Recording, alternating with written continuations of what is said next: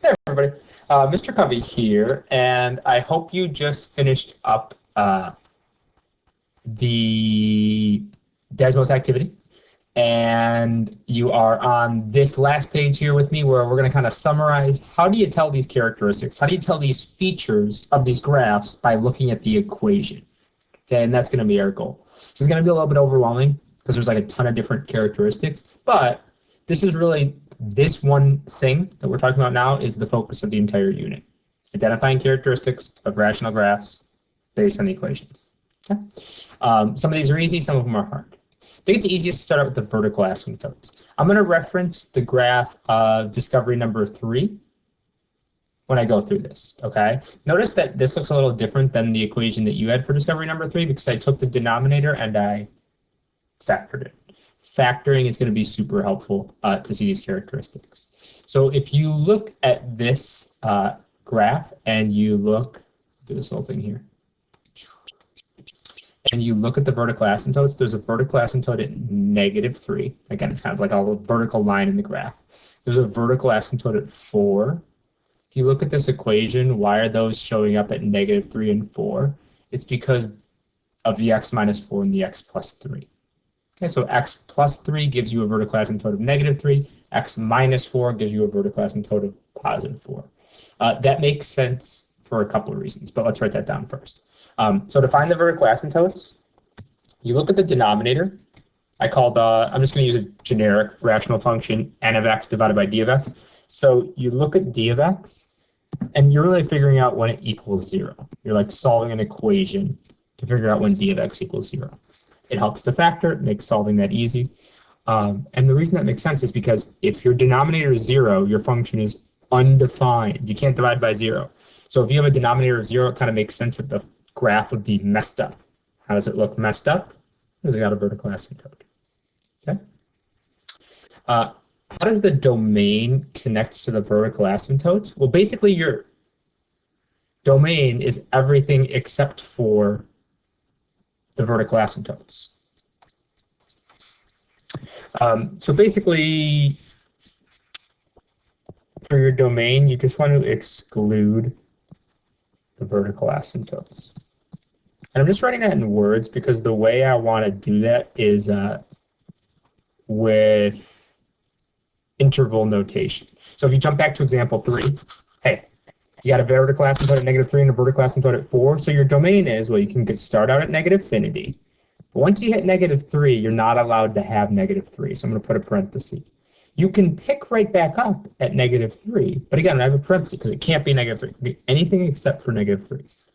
Okay, you can go from -3. We're good. -2 works, -1 works, 0 works, 1 works, 2 works, 3 works, 4. But then we have to stop there. It doesn't work. Don't want to include 4 in our domain. But I can pick right back up at 4. Go anything bigger than 4 works. Okay, those all should have parentheses there. So from -infinity to -3, from -3 to 4, and from 4 to infinity. Basically, it's everything except -3 and 4. The way to put those together is to put a U for union between them. So it's like that chunk plus that chunk plus that chunk. Okay. Next, zeros. Remember, zeros are x-intercepts. Okay, so how do you find x-intercepts? Well, let's go back to example 3. In example 3, let's look at the graph. The x-intercept was right here at 0.667. Okay, that's 2/3.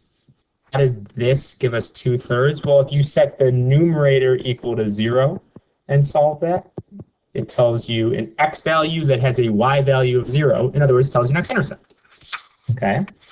So how do you find the zeros, the x-intercepts? You set the numerator, and here I'm calling the numerator n of x. You set n of x equal to 0. Okay? So denominator equals 0, vertical asymptotes. Numerator equals 0, tells you x-intercepts. Okay? How do you find the y-intercept? You always find the y-intercept the same way. Since first grade, you're finding y-intercepts. Make x equal to 0, plug it in. You always find y-intercepts. So for this one, plug in 0. What's 3 times 0 minus 2? -2. What's 0 squared minus 0 minus 12? -12. So what's the y-intercept? 1/6. And it'd be nice to write it as a point. So our y-intercept 0, 1/6. Okay, and if you go to our graph, oh look, 1/6. 0.167 is 1/6. Okay. Cool. I hope those aren't too bad.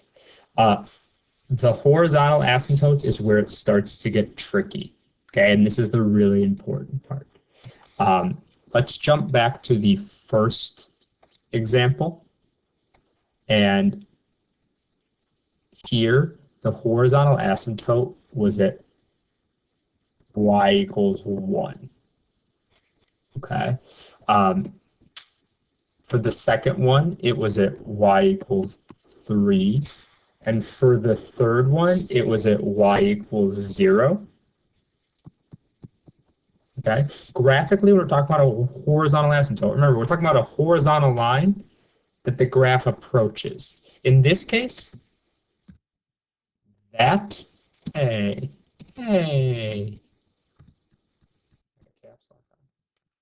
that is the horizontal asymptote. I know what you're thinking. You're like, wait a second, Mr. Cody. You couldn't cross a horizontal asymptote. It's actually not true. It's something that math teachers tell kids because we like to make stuff up. No, because it's kind of confusing.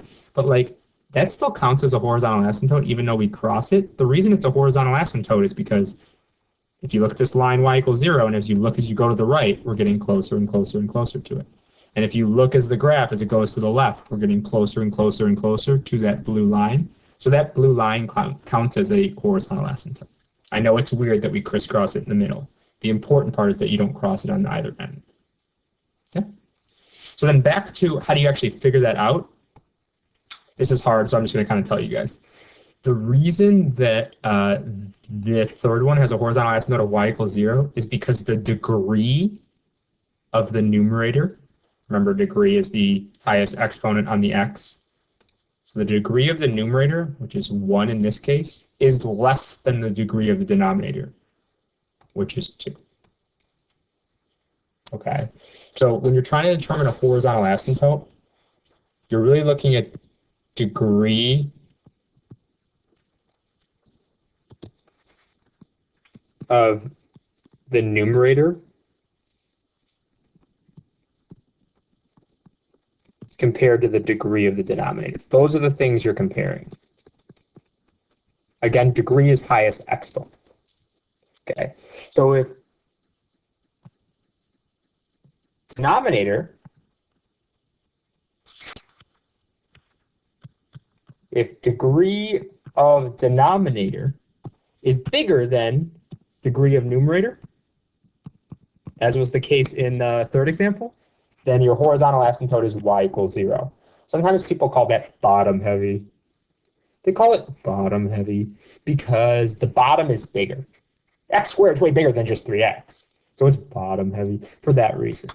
Okay. The second possibility is the degree of the numerator is actually more than the degree of the denominator.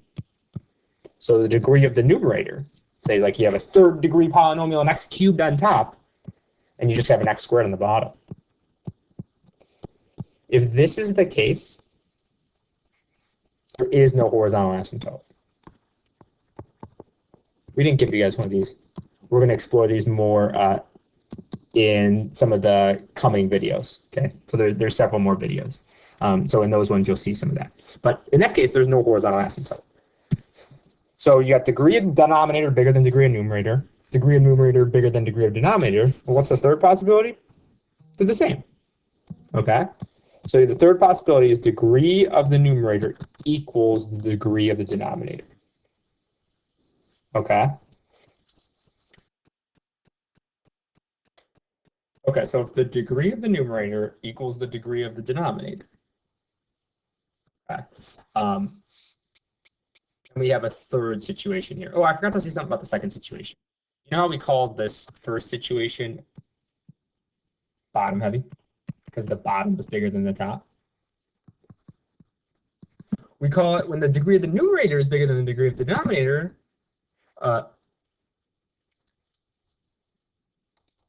we call it top heavy. Okay, so we got top heavy When you have like cubed on top and squared on bottom, that's top heavy. And that's when there is no horizontal asymptote. I always call this third situation even heavy because there's not really a good name. You got bottom heavy, you got top heavy, and you got even heavy. So when the degree of the numerator equals the degree of the denominator, let's look at an example of that. And that's like those first two. So if you looked at like the first equation, the degree of the numerator was 2. It was a square. The degree of the denominator was squared, so the asymptote was 1. Like, oh, it's just 1. Except for in this one, the degree of the numerator was 2. It was squared. The degree of the denominator was 2. It was squared. But our asymptote was at y equals 3. The reason for that, and again, this is kind of hard to see, is that you're really looking at the coefficients, the leading coefficients. So in this case, the leading coefficient was a 3 in the numerator, the leading coefficient in the denominator was a 1, and you divide those. It's the ratio of those. So 3 divided by 1 is 3, and so you have a horizontal asymptote at 3. In the first one, the leading coefficient was 1 for the numerator, the leading coefficient for the denominator was 1. The ratio of those, when you do 1 divided by 1, you get 1, and that's why there's a horizontal asymptote at 1. Okay? I know it's a little complicated. We'll practice this a ton more, don't worry. I'm kind of just summarizing big ideas. So it's y equals the ratio of the leading coefficients.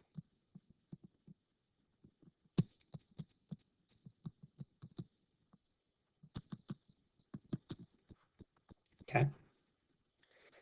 The last thing is end behavior. Remember that end behavior, it's talking about what happens at the ends of the graph. It always looks like this. It always looks like this.